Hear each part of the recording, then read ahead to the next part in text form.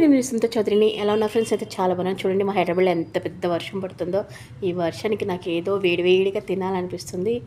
ఇప్పుడు వచ్చేసి మిరపకాయ బజ్జీ వేసుకోవాలనిపిస్తుందండి. అది వేసి చూపిస్తాను ఈరోజు.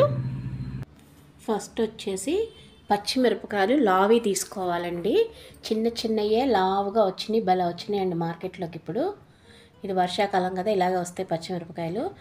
ఇవి కొంచెం కారం కారంగా బాగుంటాయని నేను బజ్జీలకు ఇవే తీసుకుంటున్నానండి. ఇలా సన్నగా మధ్యలో గీత పెట్టుకుంటున్నాను. పెద్ద పెద్ద మిరపకాయలు అయితే అండి దాంట్లో విత్తనాలు తీసేసుకొని బయట వేసేసుకోవాలి. ఇది చిన్న మిరపకాయ కాబట్టి నేను ఆ పన్న ఉంచాను. లోపల విత్తనాలు కొంచెం వాము ఉప్పు వేసానండి మిక్సీలో.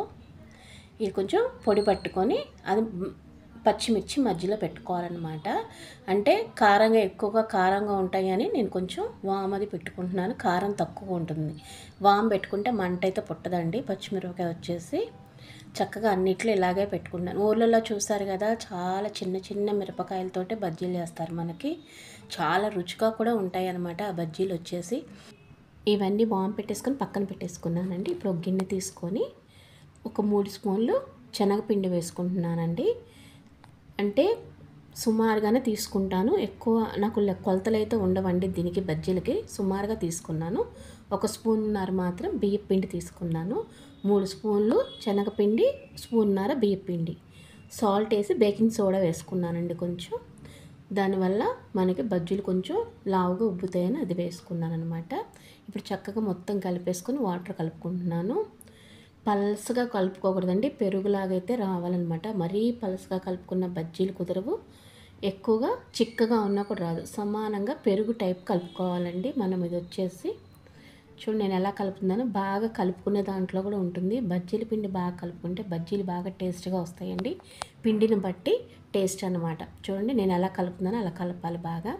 పిండి కొంత కలవదండి. చాలామంది ఏదో పైపైన కలిపేసి వేసుకుంటే టేస్ట్గా ఉండదు. పిండి మాత్రం బాగా కలుపుకోవాలి. చూడండి పెరుగులా చేశాను అనమాట నేను. స్టవ్ వెలిగించుకుంటున్నానండి. బాండీ పెట్టేసుకొని చక్కగా నూనె ఎక్కువగా ఏమి పట్టదండి, మిడిల్ పోసుకుంటున్నాను. బాండీకి నిండుగా కూడా పోసుకోవాల్సిన అవసరం లేదు. మిరపకాయ మునిగే అంత నూనె పోసుకుంటే సరిపోతుందన్నమాట. చూడండి నేను పిండి ఎలా కలిపానో చక్కగా ఉంది. ఇలా చక్కగా మిరపకాయ మునుగుతుందన్నమాట. చాలామంది పిండి కలుపుకోవటం రాక బజ్జీ అయితే కుదరదండి. పిండి వల్ల బజ్జీ బాగా కుదురుతుందన్నమాట. చూడండి నేను ఇంట్లో ఉన్న మిరపకాయలతోనే వేసుకుంటున్నాను. చాలా టేస్టీగా కూడా ఉంటాయండి ఇవి. చిన్న చిన్న మిరపకాయలు కారం కారంగా బాగుంటాయి అన్నమాట. ఇంతలా మిరపకాయలు అయితే నాకు నచ్చవండి, అందుకే నేను దీంతో వేసుకుంటున్నాను. ఈ మిరపకాయ వచ్చేసి చూడండి నేను బజ్జీ వేస్తున్నాను. చాలా రుచిగా ఉంటాయండి. వామది పెట్టాము కాబట్టి మనం. చాలామంది చింతపండు కూడా పెడతారన్నమాట. చింతపండు గుజ్జేది కూడా కారం ఉండకుండా. పెద్ద పెద్ద లావాటి అయితే కారంగా బాగా కారంగా అయితే ఉండవండి. ఇవైతే రుచిగా ఉంటాయి చిన్న మిరపకాయలు కాబట్టి. చూడండి నా బజ్జీలు అయితే రెడీ అయిపోయాయి. తీసుకున్నాను, మీకు చూపించాను కదండి. ఆ చిన్న చిన్న మిరపకాయలే కారం కారంగా రుచిగా ఉంటాయి. మన ఆంధ్ర సైడ్ చిన్న చిన్న మిరపకాయలతోనే బజ్జీలు వేస్తారు. మీకు గుర్తుందో లేదో, చాలా రుచిగా ఉంటాయి అనమాట. అసలు తింటుంటే ఇంకా తినాలనిపిస్తుందని చాలా రుచిగా వచ్చినాయి బజ్జీలు మాత్రం. మీకు ఎవరికైనా కావాలంటే ట్రై చేయండి ఫ్రెండ్స్, చాలా రుచిగా ఉన్నాయి. ఇలా అయితే ట్రై చేయండి, చాలా రుచిగా ఉంటాయి. Okay friends, bye.